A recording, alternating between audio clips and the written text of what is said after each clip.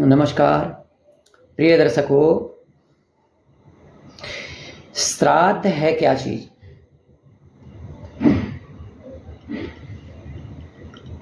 पितरों को प्रसन्न करने के लिए हमारे मन में जो श्रद्धा भाव है वह श्राद्ध है।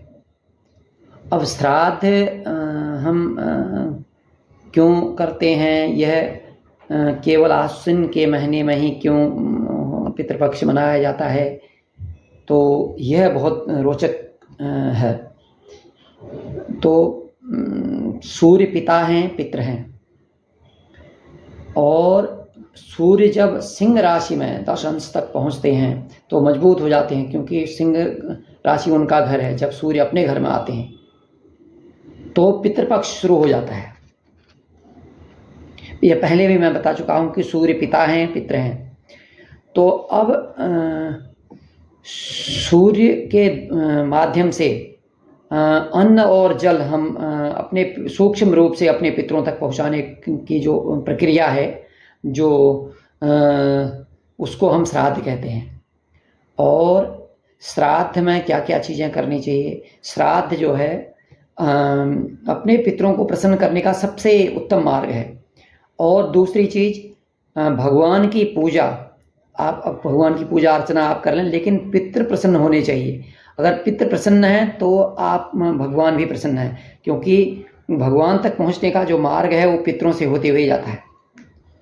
अगर आपके पितृ प्रसन्न नहीं हैं तो आप पितृदोष की समस्या उत्पन्न होती है, क्योंकि पितृ जो तृप्त होने वाले हैं, जिनको जब पितृलोक की प्राप्ति जो होने वाली है, वो अपनी आने वाली पीढ़ी से ही, अन्न जल से ही वो होने वाली है।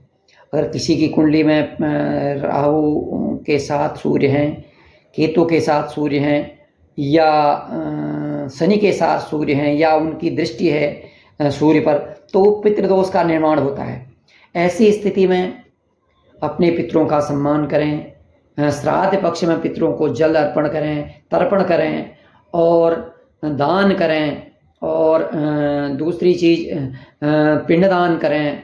श्राद्ध की पूरी जो प्रक्रिया है वो सब, क्योंकि हमारे पितरों को पितृलोक पहुंचाने में विश्वदेव भगवान नारायण का बहुत बड़ा रोल है।